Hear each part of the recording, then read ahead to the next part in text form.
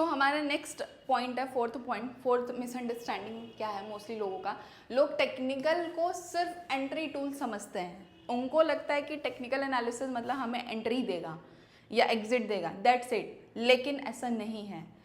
Most professional traders जो होते हैं वो फोकस किस किस चीज़ों पे करते हैं, उनके हिसाब से अगर उनको एंट्री प्लान करना है या कोई भी एनालिसिस कर रहे हैं तो उसमें वो क्या क्या चीज़ें देखते हैं कि एंट्री उनकी लॉजिकल है या नहीं है।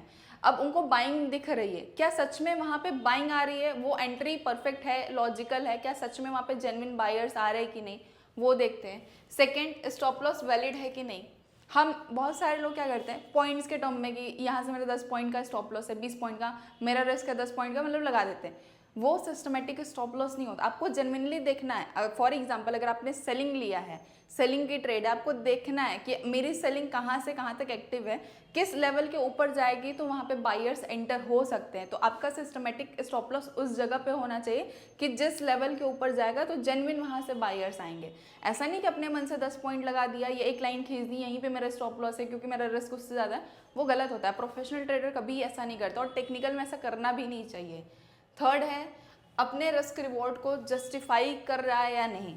अब मोस्टली लोगों का क्या होता है, क्वेश्चन आता है कि मेरी एनालिसिस बहुत परफेक्ट थी लेकिन मेरा डेली का ट्रेड क्या होता है कि मेरा 10 पॉइंट का स्टॉप लॉस होता है, 10 पॉइंट का टारगेट होता है। अगर वो डेली बेसिस पे ट्रेड कर रहे हैं और फिर उनका अगर एक्यूरेसी 60% 70% है, आप सोचो ना कितना ही आप प्रॉफिट में होगे। अगर एक दिन अगर आपके अगेंस्ट में चला गया, वो उस दिन रिस्क मैनेज नहीं कर पाए, आप अपने कहते हैं ना इमोशन को कंट्रोल नहीं कर पाए, साइकोलॉजी कंट्रोल नहीं कर पाए, तो आप तो उस दिन कैपिटल आपका वाइप आउट कर दोगे।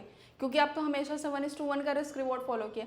आपको हमेशा मार्केट में एम करना है कि आप कितने पैसे लगा रहे हो मार्केट में या कितने देने को तैयार हो, उसके बदले क्या आप उसका डबल या ट्रिपल निकाल रहे हो कि नहीं। कहते हैं ना स्मार्ट बंदा कौन है भाई, आप 1,000 रुपये लगा के 1,000 सोचोगे मार्केट से लेने का, कभी नहीं। 1,000 लगा के कम से कम या तो आप 1,000 जाए, या तो अगर आएगा तो उसके बदले 2,000 या 3,000 तो एटलीस्ट आएगा।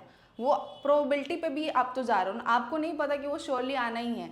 जब प्रोबेबिलिटी है तो उसका स्ट्रक्चर आप एक मेंटेन करके चलो। रिस्क रिवॉर्ड रेशियो अगर आपका सही नहीं है, अगर आप बिगिनर हो, इनिशियली आपको 1:3 से कभी कम में नहीं जाना है। धीरे धीरे जैसे एक्सपीरियंस बढ़े 1:2 से तो नीचे आना ही नहीं है। 1:2 मतलब एक कहते हैं ना स्टैंडर्ड रिस्क रिवॉर्ड रेशियो होता है। 1:4 1:6 की जब ट्रेड मिलती है कहते हैं बहुत अच्छी ट्रेड्स मिला, और जब उसको आप कैप्चर कर लो क्या ही मजा आ जाता है मार्केट में। ठीक, ये हो गया। और अगर एक चीज कंक्लूड करना चाहें तो ये बोल सकते हैं कि टेक्निकल एनालिसिस आपको एक कंप्लीट डिसीजन मेकिंग फ्रेमवर्क देता है। ये सिर्फ आपको एंट्री नहीं देता कि बस यहाँ से एंट्री कर लो हो जाएगा, वो कंप्लीट डिसीजन दिखाता है कि आपका रिस्क रिवॉर्ड मैनेजेबल था, स्टॉप लॉस वैलिड है, एंट्री वैलिड है, एग्जिट वैलिड है, सारी चीज़ें आपको कहते हैं ना सिस्टमेटिक वे में देता है। वो एक फ्रेमवर्क जैसा काम करता है, पूरा टेक्निकल एनालिसिस। ठीक है, तो सिर्फ ये नहीं कहना है टेक्निकल एनालिसिस मतलब लाइन खींच दी हो गया, इंडिकेटर सप्लाई कर दिए हो गया, नहीं भाई, वो पूरी साइकोलॉजी की गेम है। ठीक है, सो अब चलते हैं हमारे फिफ्थ मिसअंडरस्टैंडिंग की तरफ, जो बहुत सारे लोग इसको सच में मानते हैं। मोस्टली लोगों को लगता है 5 मिनट 15 मिनट पे एनालिसिस कर लिया हो गया। नहीं भाई, आपको कभी भी टेक्निकल कर रहे हो हायर टाइम फ्रेम पे हमेशा फोकस करना है। ठीक है, एक वर्ड होता है अलाइनमेंट का। अगर आप एक सिस्टमेटिक ट्रेडर हो, जो प्रोफेशनल ट्रेडर हो, मेरी बात को बहुत अच्छे से समझ रहा होगा, और जिसने भी अपने अभी ट्रेडिंग जर्नी में इस थ्योरी को या इस कंसेप्ट को अगर अपने ट्रेडिंग लाइफ में अलाइन कर लिया है, अप्लाई कर लिया है, तो अपने ट्रेडिंग में वो ड्रास्टिक चेंज देख रहा होगा सिर्फ एक चेंजेस से। वो क्या है, traders higher time frame context को इग्नोर कर देते हैं। मतलब अगर उनको 15 मिनट मतलब इंट्राडे ट्रेड करते हैं, 5 मिनट के चार्ट पे एनालाइज करके काम हो गया, 15 मिनट के चार्ट पे एनालाइज करके काम हो गया। मोस्टली लोग यही करते हैं, उनको नहीं पता होता कि आप हायर टाइम फ्रेम से कम हायर टाइम फ्रेम का ओवरऑल स्ट्रक्चर देखो कि कहाँ पे बायर्स बैठे हैं, कहाँ पे सेलर्स बैठे हैं। आपको हायर टाइम फ्रेम का कॉन्टेक्स्ट ही नहीं पता, आप डायरेक्टली शॉर्टर टाइम फ्रेम पे, व्हाट इफ आप जहाँ से बाई कर रहे हो हायर टाइम फ्रेम पे वहीं तो सेलर बैठ रहे हैं, आप क्या करोगे। हायर टाइम फ्रेम मार्केट का किंग होता है, उसको आप कभी भी डिनाई नहीं कर सकते, आप हमेशा फंसोगे। आपको कंफर्मेशन ज़्यादा है ही नहीं, आप बस 15 मिनट के चार्ट को देख करके सिर्फ ट्रेड ले लिए, वो इलॉजिकल होता है। हमेशा फोकस करना है जब भी, अगर आप इंट्राडे कर रहे हो, अगर ज़्यादा नहीं तो डेली से आप करो या 4 आवर से करो। अगर आपका इन्वेस्टमेंट पर्पज है तो और हाइयर टाइम फ्रेम से एटलीस्ट आपके पास अलाइनमेंट होना चाहिए। अगर हाइयर टाइम फ्रेम अगर आपका शॉर्टर टाइम फ्रेम से अलाइन हो गया for example trend higher time frame पे सेलिंग का है और लोअर टाइम फ्रेम पे भी आपको सेलिंग की ट्रेड मिली, दैट मीन्स वो अलाइनमेंट हो जाती है और वहाँ पे हाई प्रोबेबिलिटी ट्रेड सेटअप मिलते हैं। प्रोबेबिलिटी आपकी हाई है कि लो है वो मैटर करती है। अगर लो प्रोबेबिलिटी ट्रेड सेटअप है वहाँ पे आप रिस्क कम लेते हो, हाई प्रोबेबिलिटी ट्रेड सेटअप है आप रिस्क हाई लेते हो। ठीक, बस अल्टीमेट वही है किस अकॉर्डिंग अपने आप को ढाल रहे हो मार्केट में, वो मैटर करता है। तो अपने ट्रेड्स को जितना ज़्यादा कन्फर्मेशनल ट्रेड बनाते हो, हाई प्रोबेबिलिटी ट्रेड्स निकालते हो, वो आप पे डिपेंड करता है। वो ओवर द टाइम होगा, ओवर द नॉलेज होगा। जितना ज़्यादा आप नॉलेज को कहते हैं ना इंक्रीज अपनी नॉलेज को करोगे, उतना ज़्यादा आप टेक्निकल में एक्सपर्ट होगे। और टेक्निकल में एक्सपर्ट होने का मेन यही होता है कि आप कितने टाइम स्क्रीन के साथ मतलब बिता रहे हो, कितना आप चार्ट रीड कर रहे हो, एक एक कैंडल्स को कैसे समझ रहे हो। ठीक है अब कह सकते हैं एक्चुअल प्रॉब्लम जो है वो चार्ट में नहीं होता, प्रॉब्लम इनकम्प्लीट एनालिसिस में होता है। जैसे कि लोग बोल देते हैं ना टेक्निकल एनालिसिस किसी काम की नहीं होती, भाई होती है। प्रॉब्लम एनालिसिस की नहीं है ना, प्रॉब्लम चार्ट की नहीं है, प्रॉब्लम आपके इनकम्प्लीट एनालिसिस की। आप प्रॉपर अगर एनालिसिस कर रहे हो, आप हाइयर टाइम फ्रेम का भी कॉन्टेक्स्ट देख रहे हो, लोअर टाइम फ्रेम का भी कॉन्टेक्स्ट देख रहे हो, आप दोनों में लॉजिकल रीजनिंग के साथ अगर ट्रेड ले रहे हो, लॉजिकल रीजनिंग याद रखिएगा, लॉजिकल, जहाँ पे सच में जेन्युइन वहाँ से बायर्स एक्टिव हो रहे हैं कि सेलर्स एक्टिव हो रहे हैं, किस साइड ज़्यादा मार्केट बिहेव करने का पॉसिबिलिटी, वो सारी चीज़ों पे अगर आप जा रहे हो तो आपका टेक्निकल बहुत स्ट्रॉन्ग है, मतलब ट्रेडिंग अच्छी हो जाएगी ओवर द टाइम। ठीक है, अब लास्ट पॉइंट पे चलते हैं मिसअंडरस्टैंडिंग के। आई होप सो अभी जितने भी पॉइंट्स मैंने क्लियर किए सबको आप लोग नोट डाउन करेंगे और जिसमें भी आपको गलती लग रहा होगा आप उसको उसमें सुधार करिए। आप देखिएगा आपकी एनालिसिस धीरे धीरे ऑटोमेटिकली सुधरने लगेगी। आप चीज़ों को कहते हैं ना अभी तक बस रटा रटाया चीज़ था कि नहीं ऐसा ऐसा है तो ऐसा करना है, आप साइकोलॉजी अगर समझने लगोगे मज़ा आने लगेगा टेक्निकल में, ये सच में मैं बोली, करके देखिएगा। अब लास्ट है 6th मिसअंडरस्टैंडिंग। अब इसमें क्या होता है, ट्रेडर्स शॉर्टकट ढूंढते हैं मोस्टली। आजकल के लोगों का तो यही है कि भाई इजी मनी मिल जाए, कोई स्ट्रैटेजी कोई दे दे, कोई सेटअप दे दे। नहीं है भाई, सबको परफेक्ट स्ट्रैटेजी चाहिए होता है। परफेक्ट स्ट्रैटेजी कैसा, एक ऐसा सेटअप जो कभी फेल ना हो, एक ऐसा इंडिकेटर जो फॉल सिग्नल ना दे, एक ऐसा फॉर्मूला जो इंस्टेंटली कॉन्फिडेंस दे। ऐसा पॉसिबल है क्या? नहीं है। आप ओवर द टाइम खुद से अपनी कन्विक्शन को हाई करते हो, अपने स्ट्रैटेजी और सेटअप को आप खुद से परफेक्ट ओवर द टाइम करते हो, तुरंत नहीं होता। जब तक आपको नॉलेज नहीं रहेगा, आप अपने धीरे धीरे कहते हैं ना छोटी छोटी ऑब्जर्वेशन से टेक्निकल एनालिसिस आपकी बहुत इंप्रूव होती है।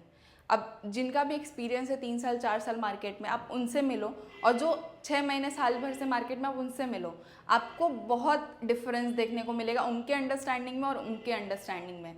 ठीक है, तो ज़रूर करिएगा। सो ओवरऑल अगर 6th मिसअंडरस्टैंडिंग को कंक्लूड किया जाए तो ये है कि टेक्निकल एनालिसिस कोई शॉर्टकट नहीं है। ठीक है, ये एक स्किल है। अब स्किल क्या होता है, आप ओवर द टाइम डेवलप करते हो, कोई सीखा सिखाया नहीं आता कहीं से। ठीक है, कोई भी स्किल हो गया, डांसिंग हो गया, स्केटिंग हो गया, कोई भी प्लेयर है किसी भी गेम का तो वो धीरे धीरे उसको सीखता है।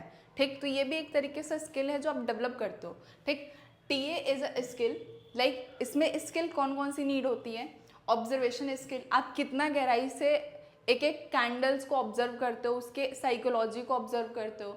स्क्रीन टाइम के स्किल, कितने देर तक आप उस स्क्रीन को देख सकते हो। कभी कभी क्या होता है ट्रेडर्स के लिए कोई सेटअप नहीं बन रहा होता, मार्केट बस एक रेंज में, क्या उस टाइम पे भी आप स्क्रीन को देख पा रहे हो, कितने लंबे तक स्क्रीन टाइम अपना रख पा रहे हो, स्पेशली अपने चार्ट्स को रीड करने के लिए। ऐसा नहीं कि इंस्टाग्राम स्क्रॉल कर रहे हैं, यूट्यूब स्क्रॉल कर रहे हो, वो नहीं, चार्ट्स के लिए कि आप उसके साथ अपनी स्टोरी टेलिंग कैसे मतलब बिल्ड कर रहे हो, कनेक्शन कैसा बिल्ड कर रहे हो, वो मैटर करता है।